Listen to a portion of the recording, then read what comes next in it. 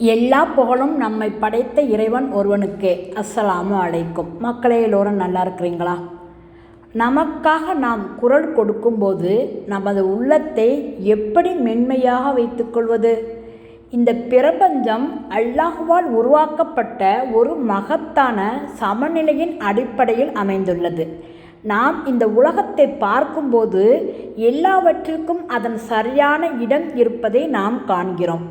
அமைதியை காண நாம் முதலில் இந்த சமநிலையை ஒரு பரந்த கண்ணோட்டத்தில் பார்த்து புரிந்து கொள்ள வேண்டும். அல்லாஹ் மிகவும் கருணை உள்ளவனாகவும் மென்மையானவனாகவும் இருக்கின்றான். அதே சமயம் அவன் நீதியானவனாகவும் சர்வ வல்லமை படைத்தவனாகவும் இருக்கின்றான். நாம் கருணையுடன் இருக்க வேண்டும் என்று அவன் விரும்புகிறான். அதே நேரத்தில் நமக்கு உரிமைகளை கொண்ட ஒரு ஆன்மாவையும் அவன் நமக்கு வழங்கியுள்ளான். மக்கள் நமது மன உறுதியை நசுக்க நாம் அனுமதித்தால் அல்லாஹ் நமக்கு அளித்த பரிசை நாம் கவனித்து கொள்ளவில்லை என்று அர்த்தம். இதிலிருந்து நாம் கற்றுக்கொள்ளும் பெரிய பாடம் என்னவென்றால், மென்மையாக இருப்பது என்பது மற்றவர்களால் மிதிக்கப்படும் ஒரு பாயை போல இருப்பது அல்ல. அது தெளிந்த நீரை போல இருப்பது. அது தொடுவதற்கு மென்மையாக இருக்கும், ஆனால் எந்த ஒரு பாறையையும் சுற்றி செல்லும் அளவிற்கு வலிமையானது. நம்முடைய அன்றாட வாழ்க்கையை நாம் உற்று நோக்கும்போது நபிகள் நாயகம் ஸல்லல்லாஹு அலைஹி வஸல்லம் அவர்கள் எப்படி வாழ்ந்தார்கள் என்பதை நாம் பார்க்க வேண்டும். அனைவரையும் விட மென்மையான இதயம் கொண்டவர்களாக நபிகள் நாயகம் ஸல்லல்லாஹு அலைஹி வஸல்லம் அவர்கள் இருந்தார்கள். ஆனாலும் அவர்களை விட தைரியசாலியோ அல்லது உறுதியானவரோ வேறு யாரும் இருந்ததில்லை. யாராவது அவர்களை தனிப்பட்ட முறையில் அவமதித்தால் அவர்களை தனக்காக பழி வாங்கியதில்லை. யாராவது அவர்களிடம் முரட்டுத்தனமாக நடந்து கொண்டால் அவர்கள் புன்னகைப்பார்கள் அல்லது அங்கிருந்து விலகிச் சென்று விடுவார்கள். ஆனால் யாராவது சரியானவற்றின் வரம்புகளை மீறினாலோ அல்லது பலவீனமானவர்களை துன்புறுத்தினாலோ அவர்கள் உறுதியாக நின்று குரல் கொடுத்தார்கள். அவர்களுடைய வெற்றிக்கு காரணம் அவர்களுடைய செயல்கள் அவர்களுடைய மன இச்சையிலிருந்தோ அல்லது கோபத்திலிருந்தோ வரவில்லை என்பதுதான். அவை ஹிக்மா என்ற இடத்திலிருந்து வந்தன. அதாவது சரியான நேரத்தில் சரியானதை செய்வது. சில சமயங்களில் ஒரு நபருக்காக நீங்கள் செய்யக்கூடிய மிகவும் அன்பான காரியம் அவர்கள் மற்றவர்களை துன்புறுத்துவதை தடுப்பதுதான். ஏனென்றால் அவர்களை தடுப்பதன் மூலம் அவர்கள் மேலும் பாவங்களை செய்வதிலிருந்து நீங்கள் அவர்களை காப்பாற்றுகிறீர்கள்.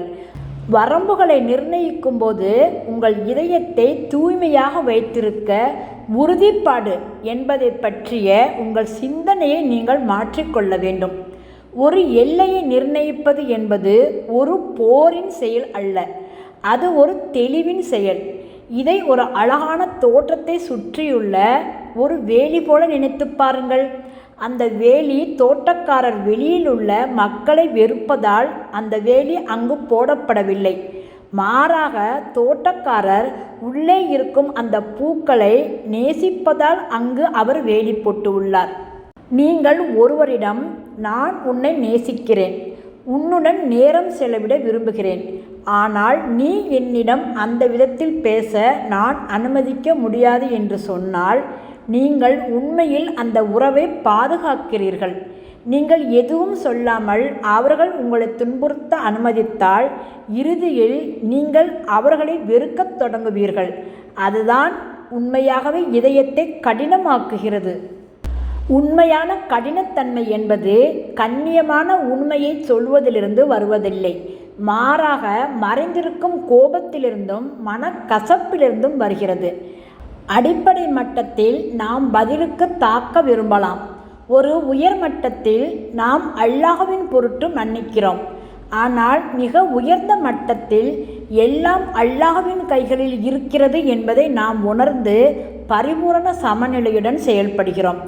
காயம் சிறியதாக இருக்கும்போது நீங்கள் அமைதியாக இருந்து புன்னகைக்கலாம். ஆனால் அந்த காயம் உங்கள் ஆன்மாவையே உடைக்குமானால் நீங்கள் அமைதியாக பேச வேண்டும். அதை உங்கள் அகங்காரத்திற்காக அல்ல, அல்லாஹ்வின் பொருட்டு செய்யுங்கள். எது சரி என்பதற்காக நீங்கள் பேசும்போது உங்கள் இதயம் மென்மையாகவே இருக்கும். ஏனென்றால் உங்கள் வார்த்தைகளில் எந்த இருளும் அல்லது வெறுப்பும் இருக்காது. அமைதி மற்றும் மரியாதைக்கான விருப்பம் மட்டுமே இருக்கும். வாழ்க்கை ஒரு பள்ளி.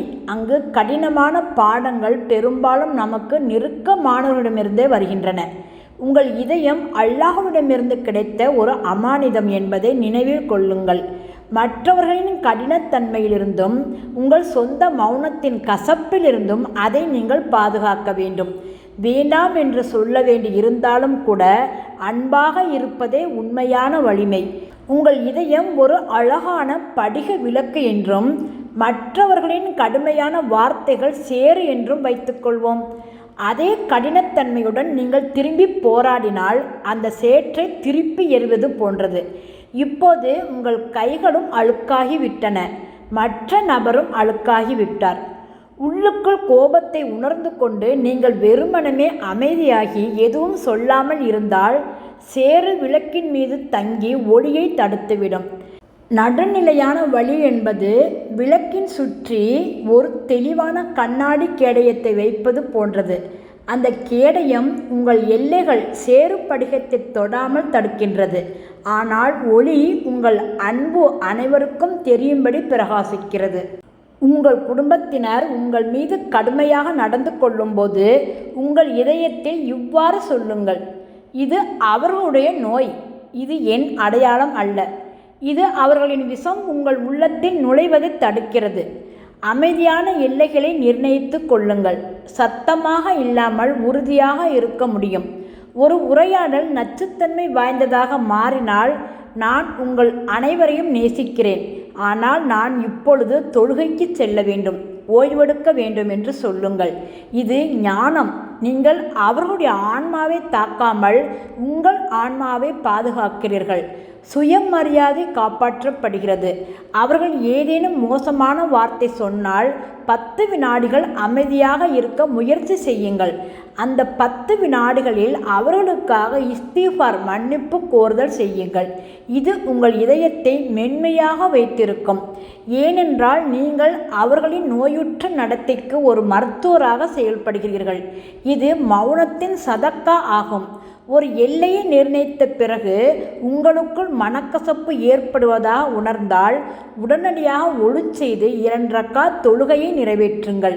அந்த கடினத்தன்மையை அல்லாஹ் அகற்றிவிடும்படி கேளுங்கள்.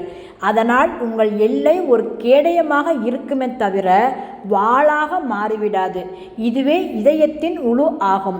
இந்த குறிப்புகளை நீங்கள் பின்பற்றினால் உங்கள் எல்லைகளில் உறுதியாகவும் உங்கள் இயல்பில் மென்மையாகவும் இருக்க கற்றுக்கொள்வீர்கள்.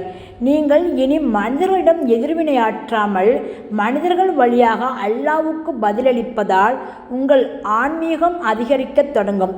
அல்ஹம்துலில்லாஹ்.